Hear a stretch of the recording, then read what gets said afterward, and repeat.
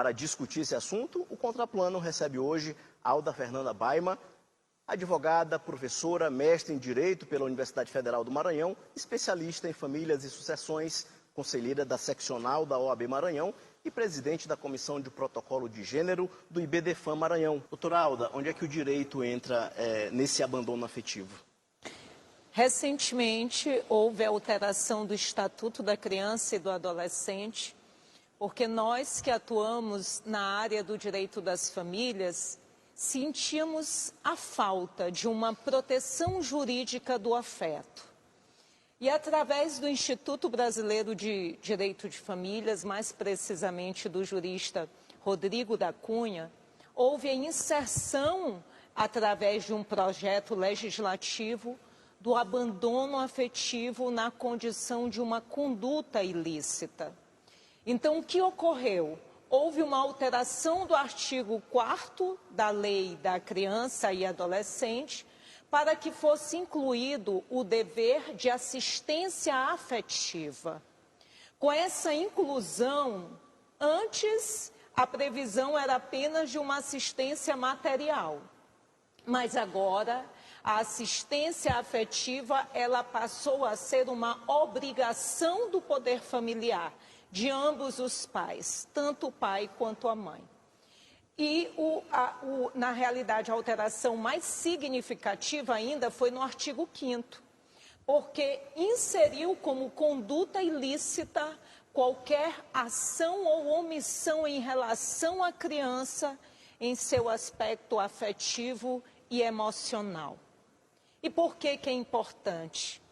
Porque muitas vezes nós tínhamos, na realidade, por exemplo, ações familiaristas onde as crianças ficavam protegidas no aspecto material, mas totalmente desprotegidas no aspecto emocional. Abandonadas, né? Abandonadas. Filhos que, na realidade, queriam conviver com seus pais, filhos que queriam ter o mesmo tratamento dos filhos do relacionamento atual, por exemplo, e muitas vezes eram relegados ao esquecimento.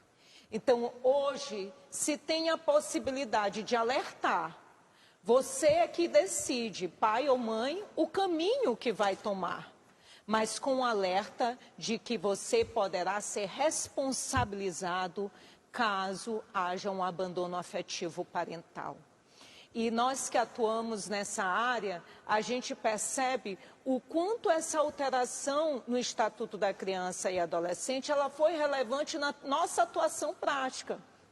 Porque antes aquele pai que dava desculpas para conviver com o filho, que nos finais de semana ele estava sempre ocupado com outras agendas, com amigos, com outros familiares, agora ele passa a ter um cuidado mais pontual. Então, passou-se a desenvolver no âmbito do poder judiciário o chamado plano de coparentalidade. Vamos aqui definir, final de semana o pai obrigatoriamente tem que levar a criança, tem que assistir a criança em determinados aspectos de convívio, de relacionamento, de desenvolvimento dessa relação afetiva. A gente percebe isso na atuação jurídica diária, né? É a mulher que corre para exigir a pensão, que nem deveria estar correndo atrás disso, seria a obrigação do pai, né? Doutora Alda, em relação a isso, como é que essas crianças e mães adoecidas e abandonadas chegam ao judiciário? Mais uma inovação. Após várias condenações do Brasil perante as cortes interamericanas, o Brasil ele teve que adotar um protocolo de julgamento com perspectiva de gênero. E qual é a importância desse protocolo, que é de cumprimento obrigatório pelo Poder Judiciário? Ele vem dar visibilidade a essas situações de desestrutura de gênero nas relações parentais. Então, por exemplo, uma mãe que é sobrecarregada nos cuidados do lar, em relação aos filhos que são, por exemplo, filhos deficientes, que são filhos ali que relegam uma atenção muito mais ali, uma disponibilidade maior. Muitas vezes essas mulheres elas têm que abrir mão das suas carreiras, ou muitas vezes tem que deixar de ascender nas carreiras exatamente em virtude desses filhos. Dedicação exclusiva. Isso, Exato. então o protocolo ele veio para obrigar o Poder Judiciário a olhar, não só olhar, julgar essas situações e dizer de que forma que essa perspectiva de gênero deve ser vista. Por que que faz-se necessário, nesse contexto, que essa mulher, por exemplo, tenha direito a alimentos compensatórios? Porque ela teve que abrir mão da carreira e agora, com o divórcio, então ela vai ter que buscar se qualificar para reingressar no mercado de trabalho. Essa é a perspectiva de gênero. E ela veio, e o Poder Judiciário ele vem se aperfeiçoando nesse sentido. A ministra Nancy Andrighi, do Superior Tribunal de Justiça, em seu voto, ela disse: amar é faculdade, mas cuidar é dever. E o abandono afetivo parental, ele surge a partir dessa perspectiva. E por isso que, quando nós associamos essa construção do que o abandono afetivo ele traz consigo, onde a mulher ela é sobrecarregada nesse desenvolvimento dessas tarefas diárias, dessa rotina. Eu, por exemplo, atendo 80% da minha clientela são mulheres, e a gente dá visibilidade no contexto prático, a gente percebe que existem pais de final de semana.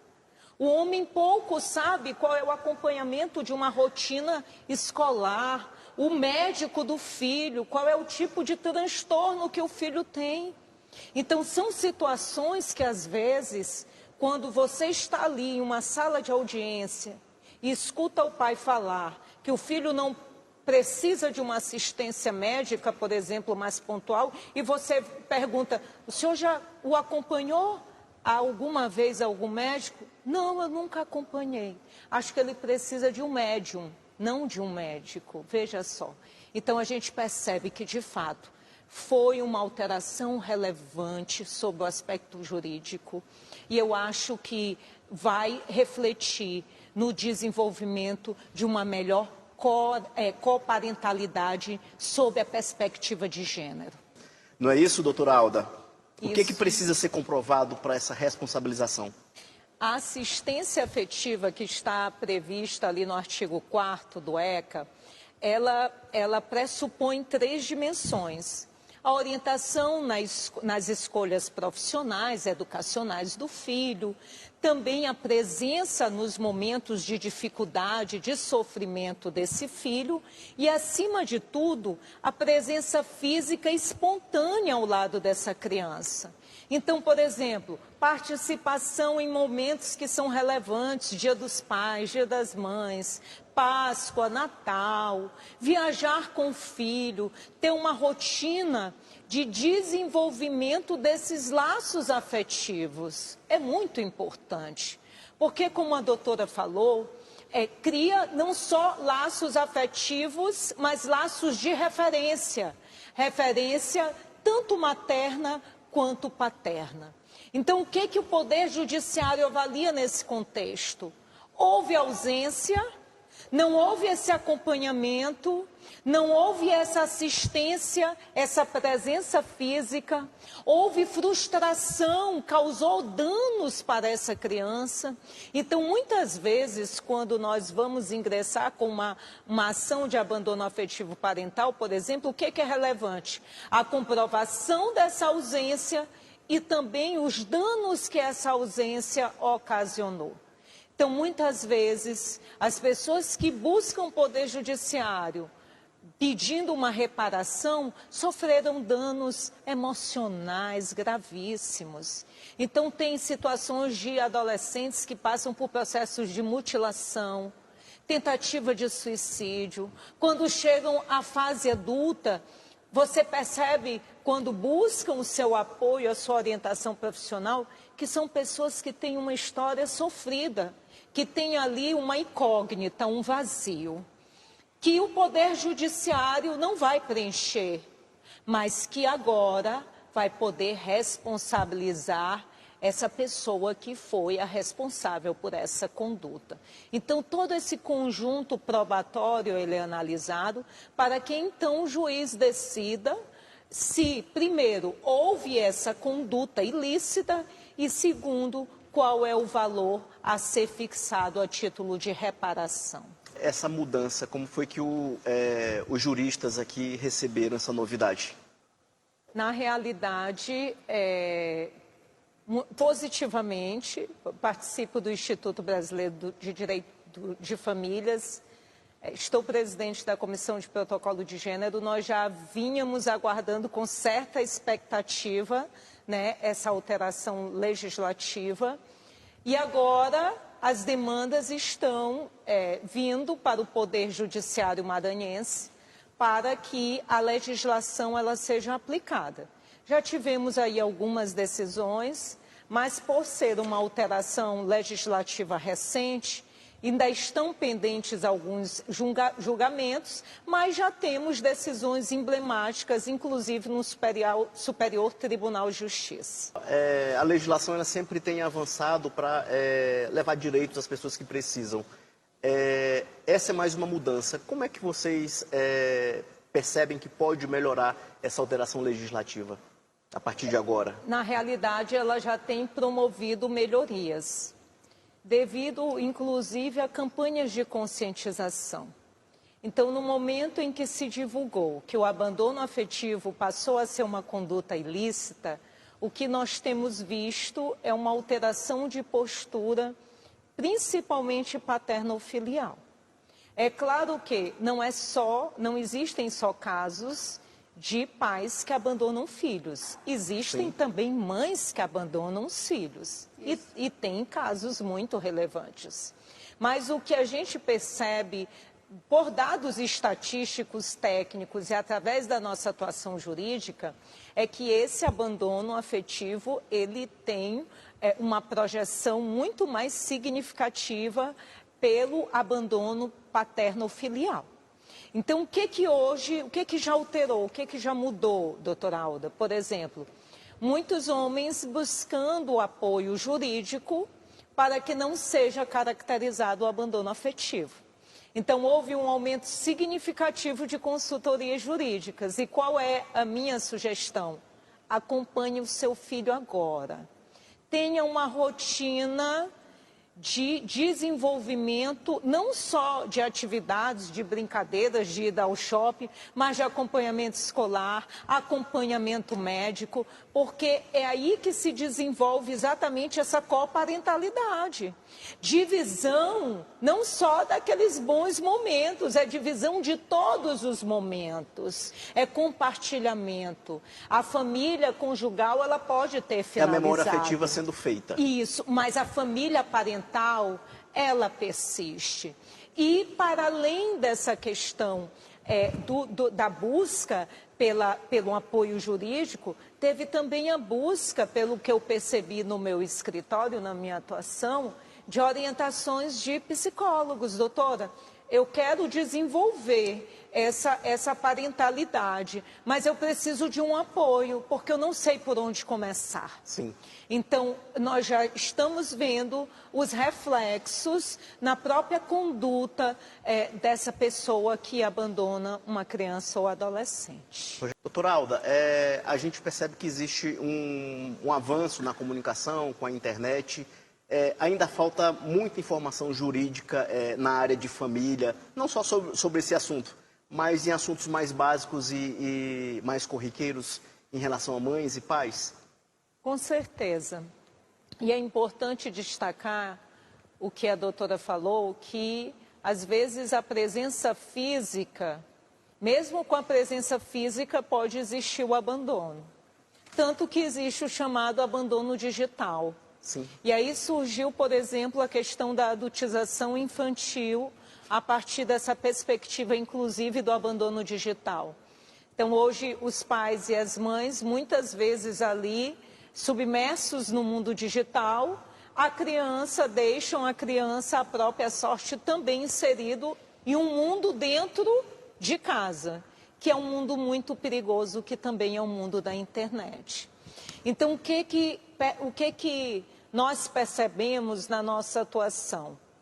Que primeiro falta esse conhecimento do que é o desenvolvimento de uma parentalidade. Por isso, no mundo jurídico e nos tribunais hoje existem as oficinas de parentalidade positiva, para reconstruir, ou vamos dizer que reorganizar esses papéis sociais que são frutos aí de uma construção histórico-patriarcal, onde o homem era o provedor do lar. Sim. E a mulher a cuidadora dos filhos. Então hoje nós temos que ressignificar, reconstruir esses papéis, para que nós possamos, através dessas oficinas, dessas campanhas que são promovidas no âmbito do Poder Judiciário, conscientizar, mas, acima de tudo, fazer compreender que amar pode ser até faculdade, mas que o cuidar,